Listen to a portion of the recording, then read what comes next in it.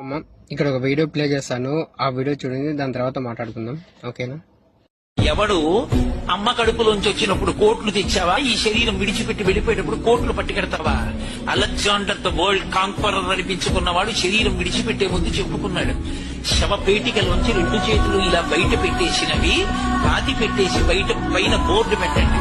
Alexander the world conqueror who has conquered the entire world left this world without taking a single naya paisa with him, stretching his hands like this. ఇలా ఖాళీ చేతులతో వచ్చాడు, ఖాళీ చేతులతో వెళ్ళిపోయాడు.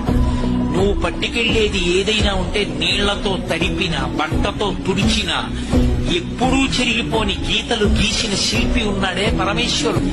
ఆయన్ని జ్ఞాపకం పెట్టుకుని ఆయన చెప్పినట్టు బతికి ధర్మాన్ని పట్టుకున్నవాడున్నాడే, వాడు శాశ్వత కీర్తి గణిస్తాడు.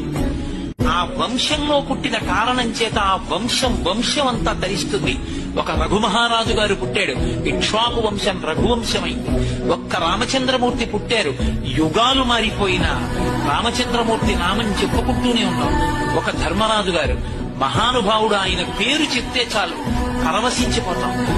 ఎక్కడ ధర్మమో అక్కడ విజయము, ఎక్కడ ధర్మమో అక్కడ రక్షణ, ఎక్కడ ధర్మమునందు అనురక్తి లేదో, ఎక్కడ ధర్మము విడిచిపెట్టబడి కేవలము ధనమునకు మాత్రమే విశేష ప్రాధాన్యత ఇవ్వబడుతుందో అక్కడ కేవలము పతనము తప్ప ఉన్నతి అన్న.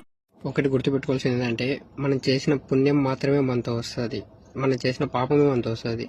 అందుకోసం అని చెప్పి ఒకరిని మోసం చేసి, ఒకరిని అన్యాయంగా చేసి సంపాదించి అనేది కరెక్ట్ కాదు. డబ్బులే అన్నీ కాదు. ఓకేనా? మోసం చేయకండి, జాగ్రత్త. ఓకే, మనం చేసిన పుణ్యం మనతో